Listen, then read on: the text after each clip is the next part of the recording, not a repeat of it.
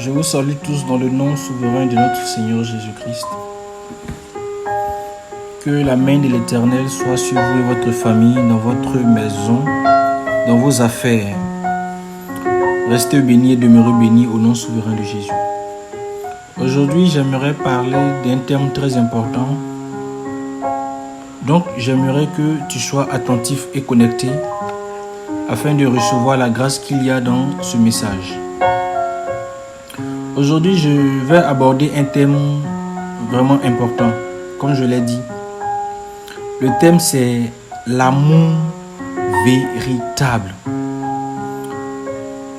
Donc, l'amour véritable.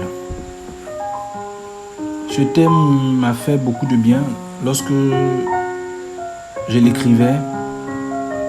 Parce que moi-même, ça m'a édifié, ça m'a permis de changer aussi.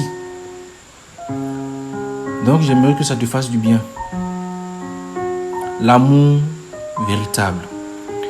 Sans plus tarder, tu vas prendre ta Bible dans le livre de Luc 6 à partir du verset 27. Luc 6 à partir du verset 27, je lis la parole de Dieu. La Bible dit, mais je vous dis, à vous qui m'écoutez,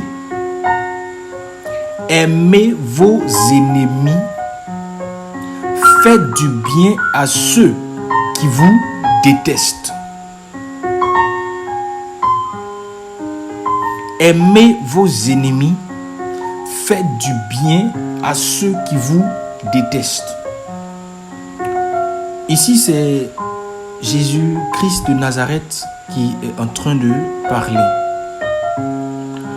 Jésus a prononcé ces paroles qui présentent une progression remarquable, à la fois dans le mal à souffrir et dans le bien à faire.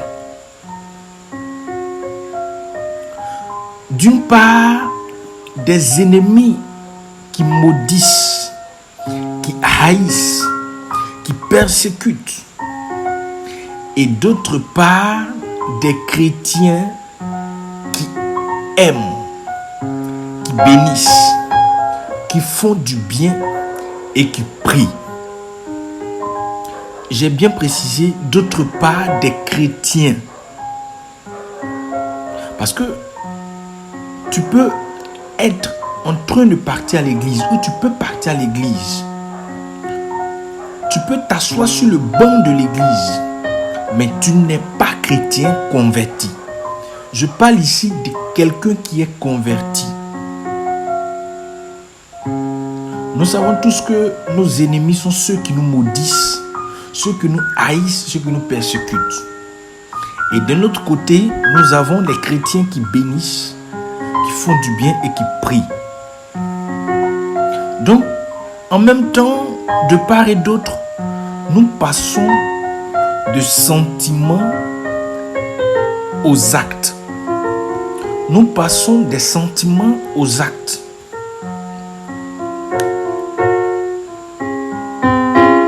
En même temps, je vais citer quelques degrés d'amour du prochain. Voici donc des degrés de charité, je vais les classifier en 3. Des degrés de charité envers ses ennemis. C'est-à-dire ce que nous devons faire pour nos ennemis. L'amour que nous devons porter à nos ennemis. Je vais citer en 3 parties. D'abord, pour un chrétien, il doit aimer son ennemi. Il doit lui faire du bien. Prier aussi pour lui. C'est-à-dire prier pour tes ennemis. Prier pour eux. J'aimerais poser la question à quelqu'un. Si parmi ces 3 classifications que j'ai faites, j'ai dit les aimer, leur faire du bien et prier pour eux. Si je te posais la question, selon toi, qu'est-ce qui serait le plus facile à faire? Beaucoup de personnes choisiront prier pour eux. Oui, je le sais. Tu Tu diras à mon ennemi, l'aimer, bon, c'est un peu bizarre, mais bon. Lui faire du bien, franchement, je ne me trouve pas dans cette position. Mais prier pour lui, tout le monde dirait que c'est facile. Voici ce que je prendrai. Donc, le dernier est celui qu'on croit pouvoir faire plus aisément, c'est-à-dire prier pour nos ennemis. Pourtant, c'est ce qui est plus difficile à faire. Parce que c'est celui qu'on fait par rapport à Dieu, la prière. C'est là où tu t'exprimes vers Dieu.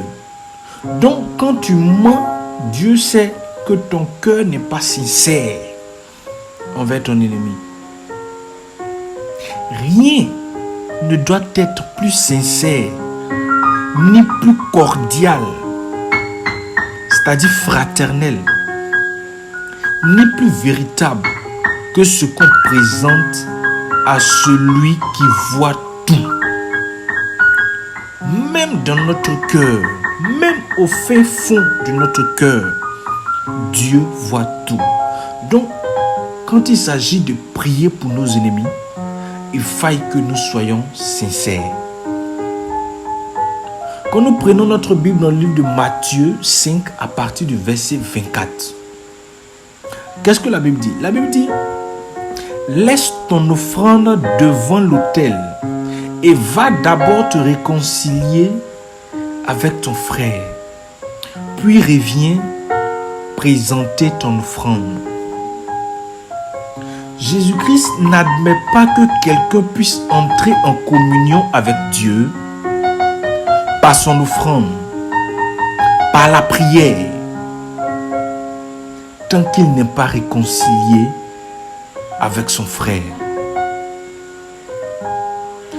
Dieu ne peut pas accepter que tu puisses venir te fléchir genoux devant lui pour dire, Seigneur, accepte mon offrande.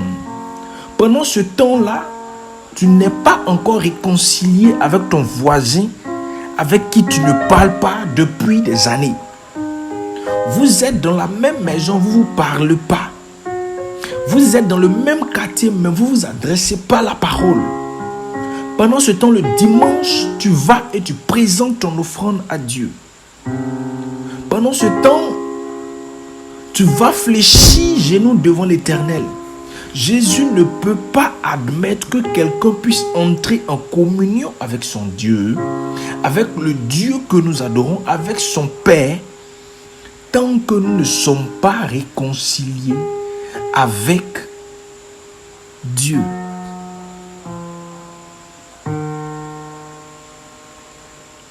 Être chrétien, c'est ça. Savoir se réconcilier. En toute conscience chrétienne, tu dois savoir et pouvoir te réconcilier avec même ton plus grand ennemi. Quand tu pousses vers le verset 44, Jésus dit, mais moi je vous dis, aimez vos ennemis, bénissez ceux qui vous maudissent, faites du bien à ceux qui vous détestent et priez pour eux. Ceux qui vous maltraitent, ceux qui vous font du mal, ceux qui vous détestent, ceux qui vous persécutent, priez pour eux. Est-ce que quelqu'un m'entend? Quand j'avance au verset 45, qu'est-ce que la Bible me dit? La Bible me dit, afin d'être les fils de votre Père céleste. Regarde, il n'y a pas une lutte sur la terre qu'un chrétien fait si ce n'est pas pour être le fils véritable de son Père.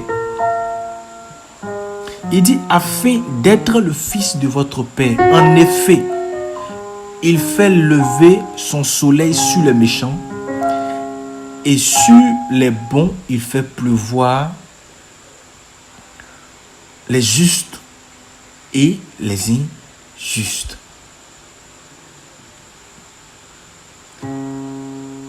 Est-ce que quelqu'un me suit? Je vais lentement pour que tu puisses comprendre. Le motif suprême de la morale chrétienne, c'est être en réalité fils de Dieu. Animé de son esprit, lui ressembler comme un fils à son père. Limité dans nos sentiments et notre vie.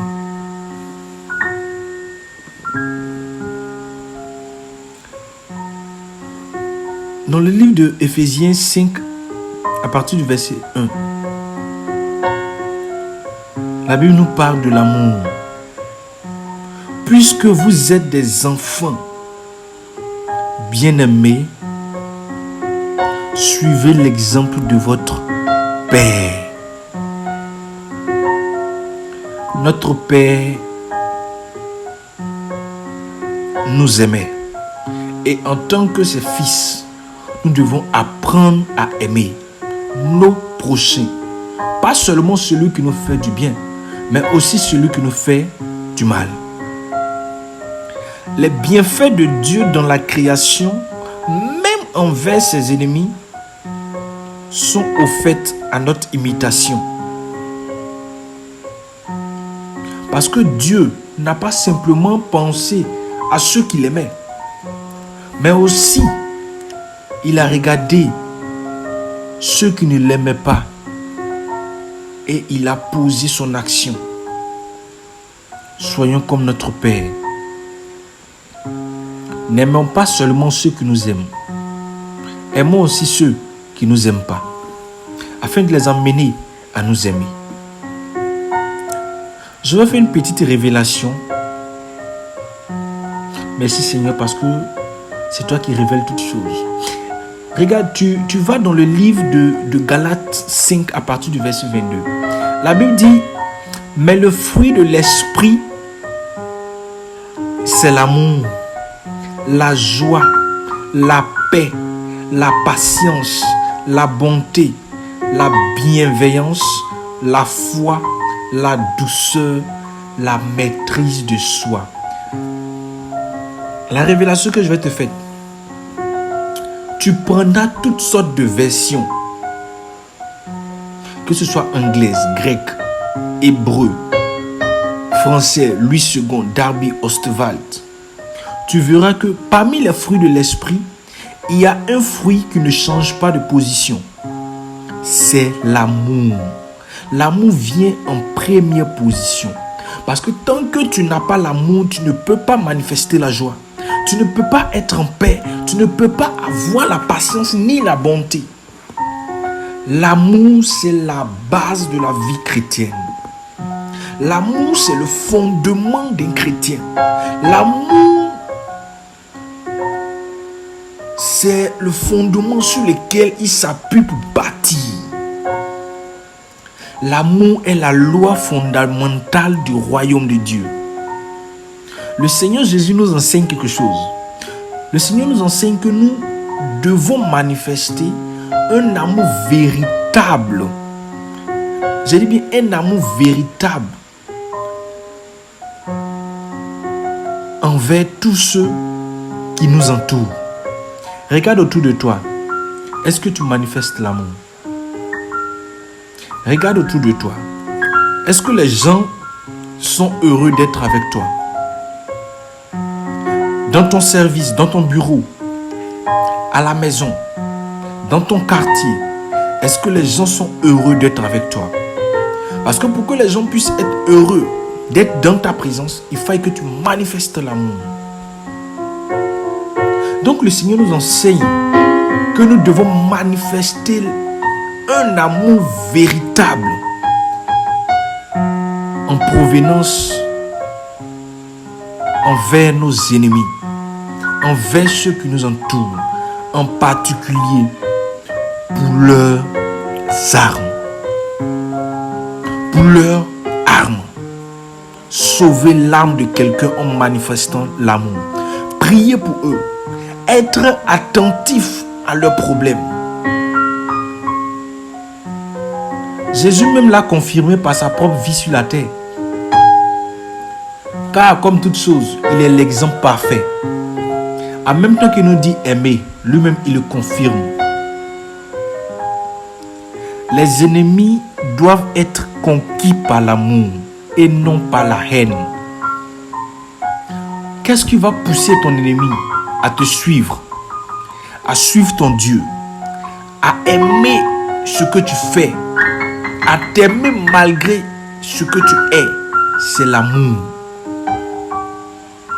Quand la Bible déclare dans Jean 3, verset 16, il dit: car Dieu a tant aimé le monde, qu'il a donné son Fils unique, afin que quiconque croit en lui ne périsse point, mais qui ait la vie éternelle. Jésus a été l'exemple parfait. Et comme il a dit, soyez mes imitateurs. Dieu est amour. Nous devons être amour comme lui. Nous devons manifester l'amour. Dieu, dans son amour, a donné son Fils, son seul Fils, pour sauver qui? Ses ennemis. Pour sauver qui? Ceux qui le détestent. Pour sauver qui? Ceux-mêmes qui ont persécuté l'évangile. Et sauver ses enfants. Donc toi qui es l'imitateur de Jésus sur la terre, tu dois pouvoir aimer même le plus méchant de ton quartier, afin que sa vie puisse changer. L'amour rendra la bénédiction à la malédiction. Je répète encore, l'amour rendra la bénédiction à la malédiction. Regarde, là où tout est bloqué par la méchanceté, lorsque tu manifestes un véritable amour, les choses se débloquent. Luc le 27, comme nous avons lu au départ, Jésus nous a beaucoup exhorté à aimer nos ennemis. Il dit: faites du bien à ceux qui vous détestent. Jésus à la croix a prié pour ses ennemis. Est-ce que toi, quand quelqu'un te fait du mal, tu ne le maudis pas? Tu ne dis pas qu'il est... Tu ne lui donnes pas tous les mauvais noms? Est-ce que quand quelqu'un te fait du mal, tu ne rembourses pas?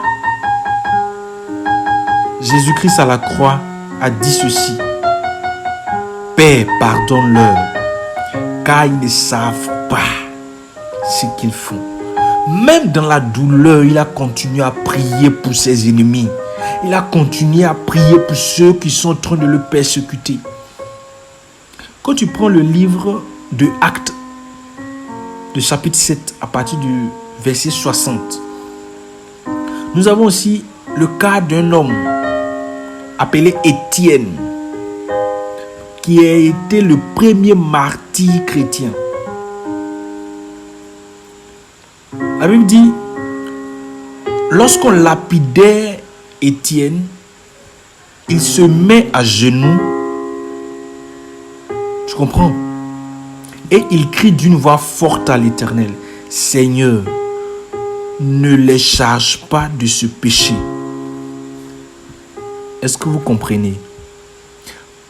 Étienne, malgré qu'il était en train d'être lapidé par des personnes, il pouvait dire: Seigneur, châtie-les, Seigneur, maudis-les, mais il ne l'a pas fait. Il a dit: Seigneur, ne les charge pas de ce péché. Ne les charge pas de ce péché. Vous comprenez? Il a prié pour eux. Et il s'endormit. Frère, le message que je donne aujourd'hui ne sera pas long. Mais en réalité, c'est un long message sur l'amour de Christ. D'autres ne saluent pas leurs frères, n'embrassent pas ceux qui ne sont pas de leur parti, ceux qui ne sont pas de leur ethnie. Comme il n'est pas chrétien, il ne mange pas ma nourriture. Comme il n'est pas chrétien, moi mon habit ne porte pas. Comme c'est lui qui me tend des pieds chaque jour, j'ai la nourriture aujourd'hui, il va mourir de faim. C'est pas bon. Tu es un chrétien, tu es un enfant de Dieu.